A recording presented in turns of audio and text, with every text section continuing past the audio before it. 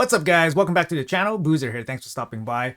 Today's video, we're going to be pulling void shards on both of my accounts so that we can get the Titan points from the current champion chase that's ongoing right now. There is a 2x boosted rate on void shards right now. A little bit of a surprise since I was expecting ancient shards, and ancient shards would have been way better.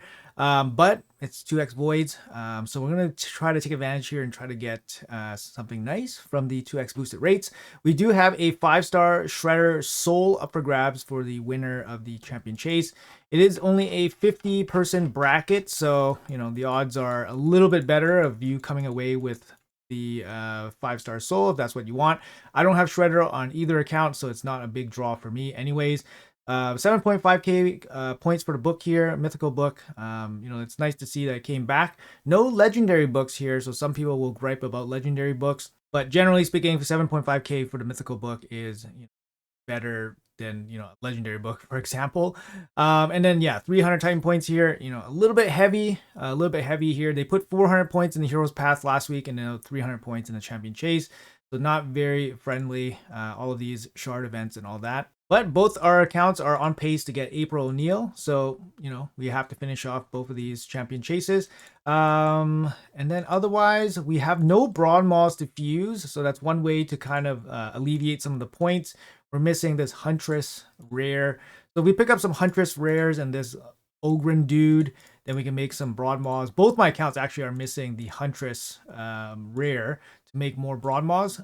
We do have some remnants here on both accounts, so we'll be pulling remnants. Maybe we'll get lucky and all that. This account has 202 void shards, so we'll be pulling void shards until we hit 4,200 for the maximum Titan points. My main account has less void shards, and I honestly don't want to spend them. But I can't really justify spending the other shards. I don't know. We're going to have to take a look. We're going to have to take a look at them.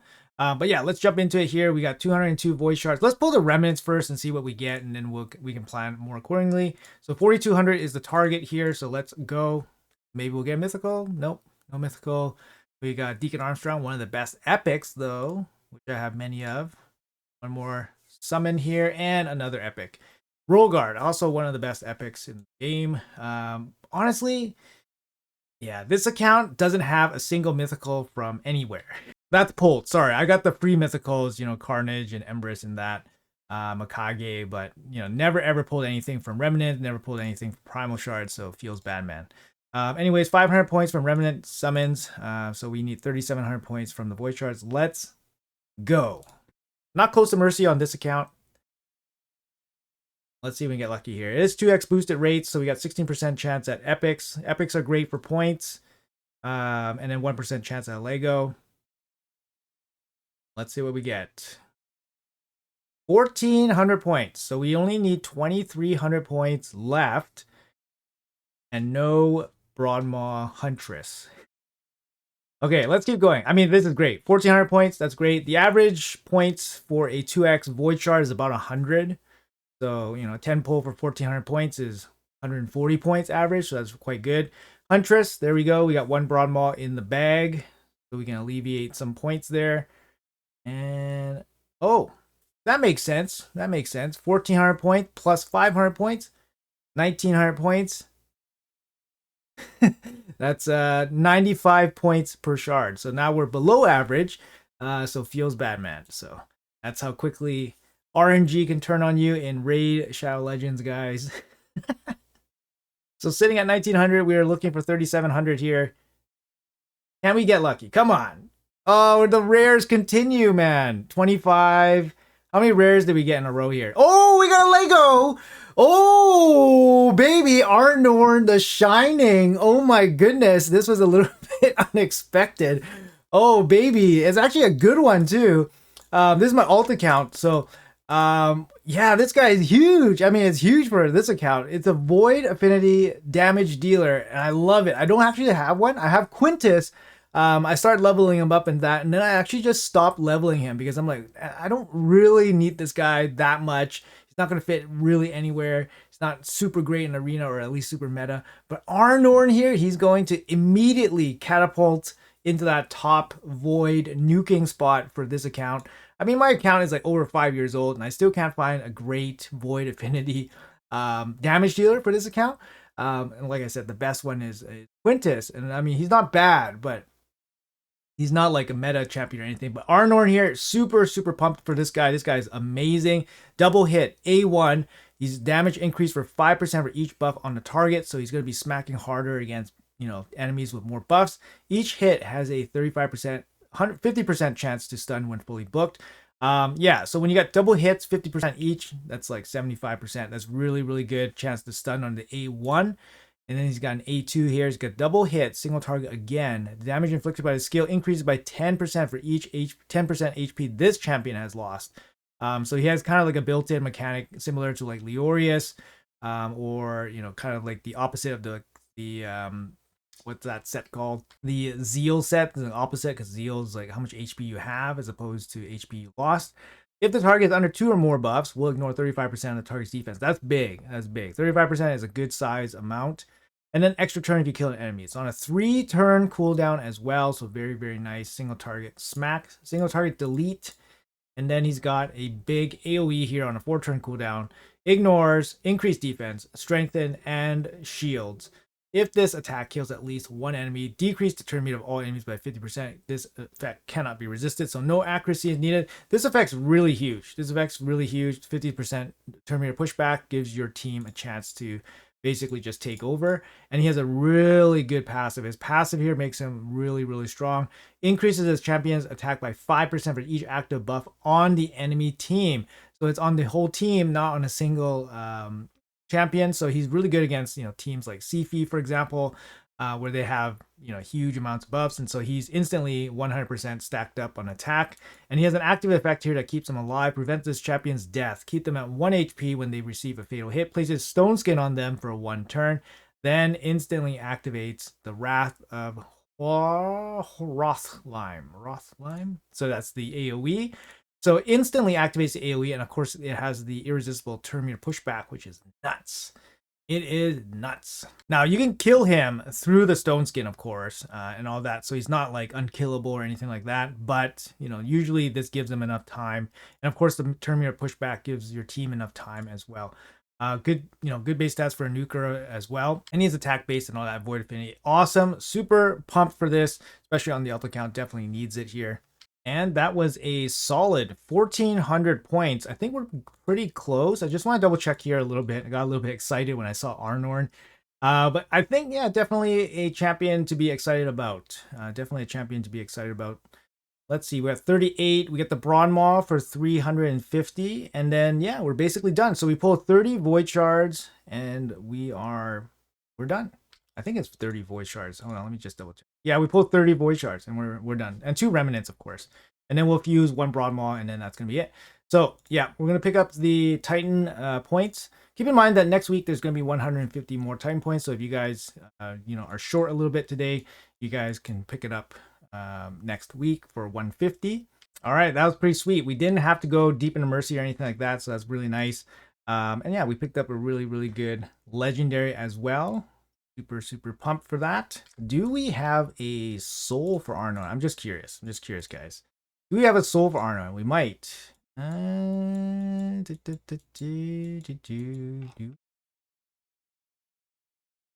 No, we don't. Oh, it feels bad, man. We don't. Darn, that sucks. Okay, so instantly he's going to be in the top soul category here. But anyways, we'll figure that out later. Let's jump over to the main account and we'll do some more pulls over there. All right, guys, so we're back on the main account here. This account is a little bit different from the other account that we have to manage a bit differently. We are actually at 175 shards for Void Shards since our last Lego. We have 131 here. I'm really, I don't really want to dip too low just in case Leo is... I don't think so. I think the chances of that happening is like 0.1% if Leo is a guaranteed Void Legendary. I really don't think that's possible, but you never know. And then obviously I can't spend money to buy shards, so this is all we kind of got. We do have a couple of Void Shards coming in the next week or so. We have a couple Void Shards from Doom Tower. We have Personal Reward CVC coming on Tuesday, so that's a couple Void Shards there, win or lose. And then obviously clan boss and all that stuff. So theoretically, you could probably get maybe, I don't know, if you're end game player, maybe 10 void shards in the next 10 days, maybe, theoretically speaking. So I mean, I wouldn't mind pulling a little bit. I have a couple remnants here. I don't have any broad mauls. Um, I'm hoping to pull 20 and then probably just pull ancients. So then we go down to like 110, and then I can probably fill back up to 120. And that's kind of the number. If they were to do it, I would think 120 would be the new benchmark threshold that they would put for a void Lego, because I think a Narcissus was 110, which was the previous high. But like I said, this is a tinfoil hat thing, and this is totally, the odds of this happening are very, very, very basically non-existent. And I would say basically it's a little bit paranoid to think that Leo would probably be a guaranteed void, but if I had the power to prevent it, then I'll try my best. But anyways, let's pull some void shards here. Actually, let's do the remnants first. We need 4,200 points here. We have no broad maws. Hopefully we pull some broad maw rares. We're looking for Huntress. Maybe we'll get a Lego here. Let's go. Oh, we're at capacity. Okay. 1 sec. All right, here we go. Let's go with the remnants. Come on. Can we get a mythical champion? That would be amazing. Epic. Epic. All right, epic. Durandil. He's a damage dealer, right? Yeah. Ignore 50% of the target's defense. Ignore defense. Yeah. One more shot here. Can we get it? Another epic. Okay, so 500 points for the chase. 500 points. So we need 3,700. Let's go. Okay, come on. We're close to Mercy. I don't really want to hit Mercy for Shredder 10x, but hey, we got Huntress, so that's going to be 1 broad maul. That's good. Really wanted to save my Mercy for a champion that I wanted to target. Yikes, that is not great. That's not a great start. All right, come on. I think 30 is the max I want to pull here. 30 is the max. And then I have to do the rest with other means. I don't want to go like deeper. Under 100 void shards, I think. Ah, so much pain. 800, 1600. So we need 2100. We might get a Lego here on the next 10 pull. This is the next 10 pull here. This would bring us down to 101 void shards. Seems irrational to save the void shards here, thinking for Leo, but another Huntress. Hey, there's our void Lego, and it's Enithwe. Oh, so much pain using up the Mercy for Enithwe. So much pain. So much pain, but we get the job done here. 2,300. So much pain. There we go. Enithwe, Blood Twin. Not really a champion that I really want or need. He's cool. He looks cool. He has crazy base attack, like over 1,700 or something. And he has this crazy passive where whenever he kills an enemy, it blocks, their block revive. So that's really nice. He could be a block revive champion that I could use. I don't really have one. Like for live arena, for example.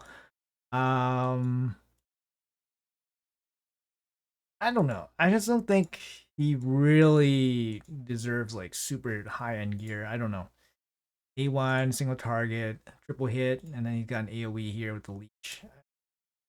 Not super happy about this. He is my Mercy as well. We do pick up some broad mauls, but we did get enough points, I think, with 30 void shards. So overall, I mean, we still did pretty good in terms of overall points. Yeah, we got the 42 here. So overall, we still did pretty good in terms of the overall points. 4,400 here. I mean, we could do the 2 broad mauls. I think we got 2 broad mauls. And then we can pull some mystery shards. 500 mystery shards. That's pretty significant. I don't know. We got to pull a bunch of mystery shards. 400 mystery shards, and then we'll pick up the 100 material. I think we could do that as well. Our Void Mercy unfortunately reset, which is a pretty big bummer. For Enithwe Blood Twin, he is... I think he's first for me. Yeah, he's a first. So no bonuses there. Well, that's going to be it. I mean, we did get a Lego on both accounts, which is really cool. Void Legos, obviously, very, very nice. Yeah, We got Arnorn. I would have loved Arnorn on both accounts. How about Arnorn on both accounts? That would have been pretty nice. But instead, we got Neathwee on the main account. So a little bit less hype there, but he is new for my account. He's pretty cool looking. Let's see if we can definitely use him. I mean, for damage dealer for Demon Spawn, probably could use him. But then we have the cat here as well. So we're kind of using the cat now for DPS. Neathwee, probably not super useful. Do we have... Does Demon Spawn have a block revive? Do they have a block revive condition? I think they might. Right? Block revive condition? I don't really know. Let me just double check here. Aha! Stage 19, block revive. There we go, baby. Let's go. Okay, welcome Neathwee. He's gonna help with this big time. Like, I have more to and stuff, but like, yeah, that would take him forever to do this. But Neathwee can definitely do this. Block revive debuff. All right. Now I'm actually very happy to have Neathwee.